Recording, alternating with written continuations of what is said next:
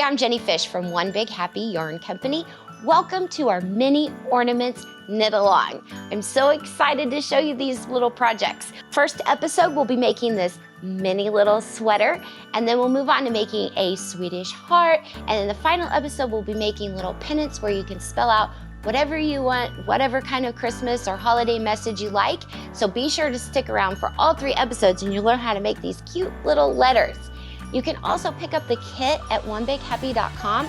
The kit includes the pattern and all the yarn that you'll need to make all 3 projects. Are you ready to make this little guy? Let's get started. How do we make these? Well, first we're gonna start out with these cute little balls of yarn. This is the teeny weeny wool.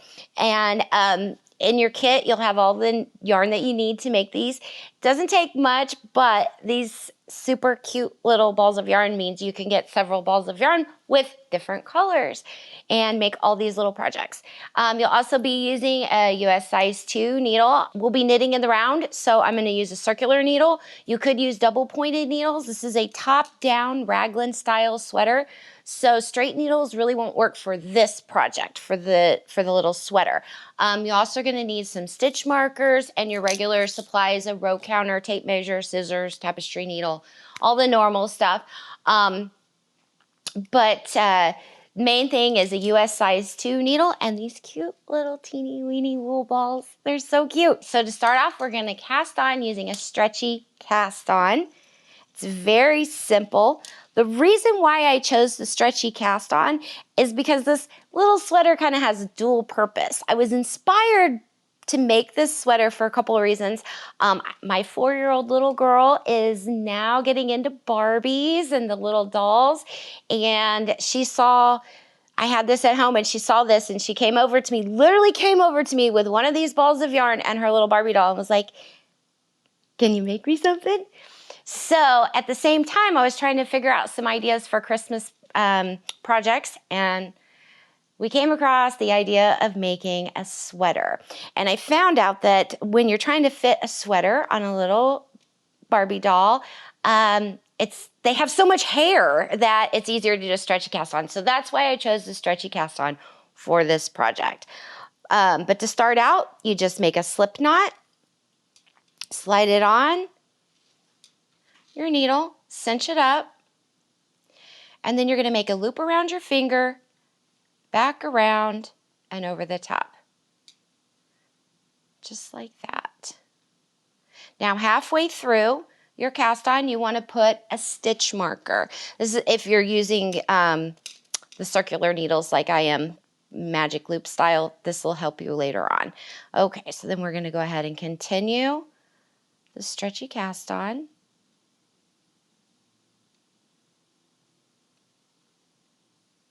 Like that. Okay, so now we're going to be joining in the round, and I've gone ahead and put on some reader glasses so I can see a little bit better. And we're going to knit 1, purl 1. There's the knit.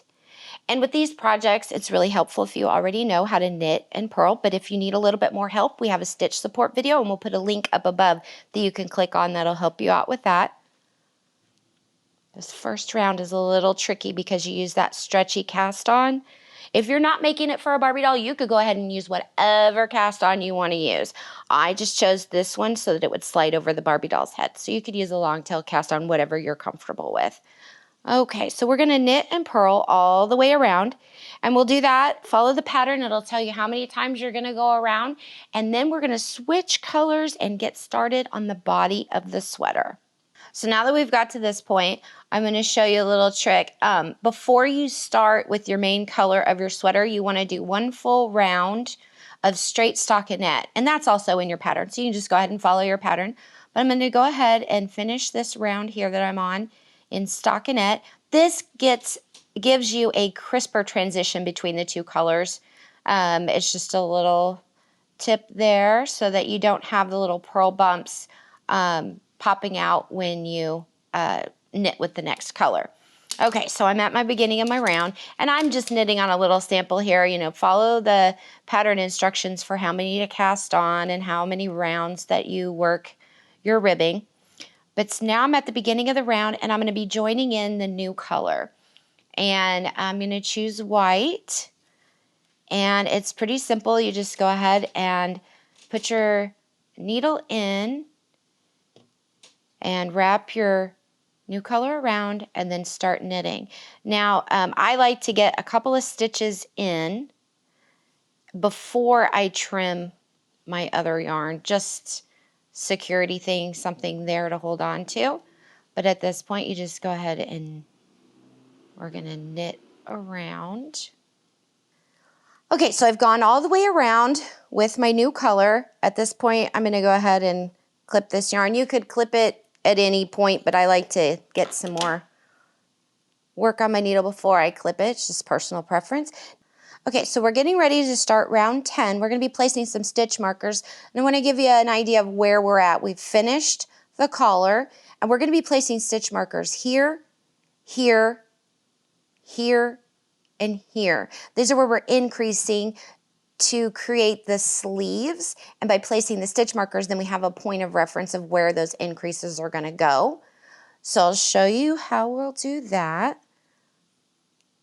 We're on round 10, and we are going to knit one, and then we're going to go ahead and work our first increase, which is a make one. And for the make one, I chose to do a bar increase, and I'll show you how we work that. I just slide. So I've gone down here between these two stitches and picked up this extra yarn here, slipped it on the needle, and then I want to work through the back of that. So the easiest way to get to the back of that stitch is to put my needle in and slide it over. So I'm working through the back loop, knit into it. So I've created a stitch, twisted the bottom of it so there's no gap, and so that's how I've worked that increase. If you have another increase that you like, feel free to use that. That's just the one I chose to use on this project. So I'm going to knit two.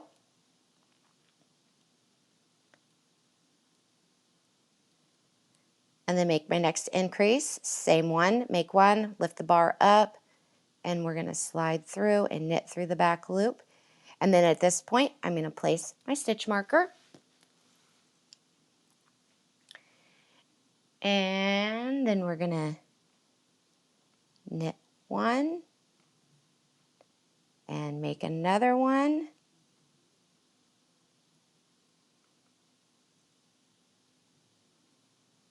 Same way.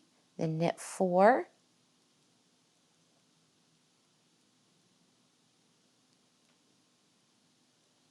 And then we're going to make another one here. And don't worry about all of this. This will be in your pattern on where to place the stitch markers and where to make the increases. But I want to give you a look at what this first round looks like. Okay, so I'm finished with that one. Now I'm at the end of this needle. You can place a marker here, but I'm using magic loop. So if I did put a marker there, it would slide off. But I know that at the end of this needle, there is a marker. And then we're going to knit one. Again with the make one. There's a lot on this first round of these make ones. As you get more stitches on your needle, there's more gaps between them, but that's how we're going to get started to start the increases. Okay, so then we're going to knit two. And make one again and place another stitch marker after this make one.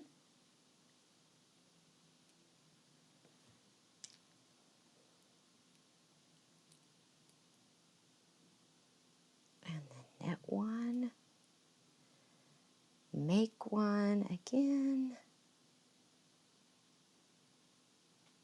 slide you in there. There we go. And then knit four.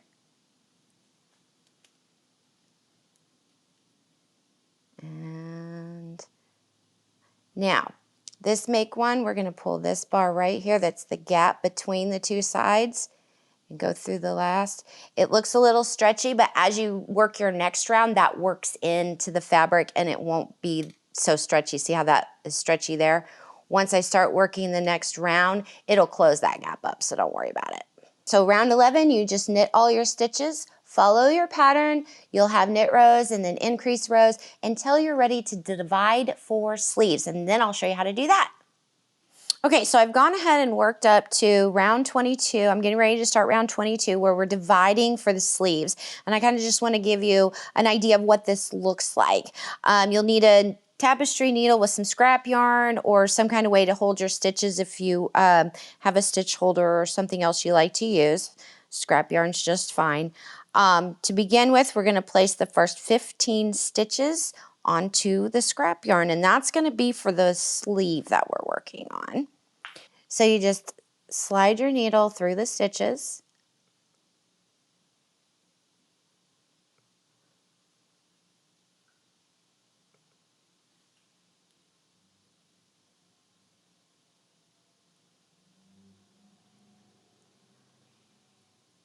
Till you get to the stitch marker, or you can count the 15 stitches. Both will be the same. Always good to double count. All right. Now I can take that stitch marker off, pull that through, and then I'm just going to put a little slip knot here to hold those. Okay, and then we're going to knit across. And I'm going to pull this a little tight to close this gap. And as you see, when I close that gap, now it's starting to look like a sleeve over here. So that's what we just did. We pulled those off. And the term is called divide for sleeves. So when you see that in a pattern, that's what they're having you do, is take those stitches off to hold them for later. And then later we'll pick those up and make the sleeve. And I'll show you how to do that when we get there. We're just going to go ahead and continue on the body of this sweater now. Go ahead and knit across this needle, and then we'll do the same thing on the other side.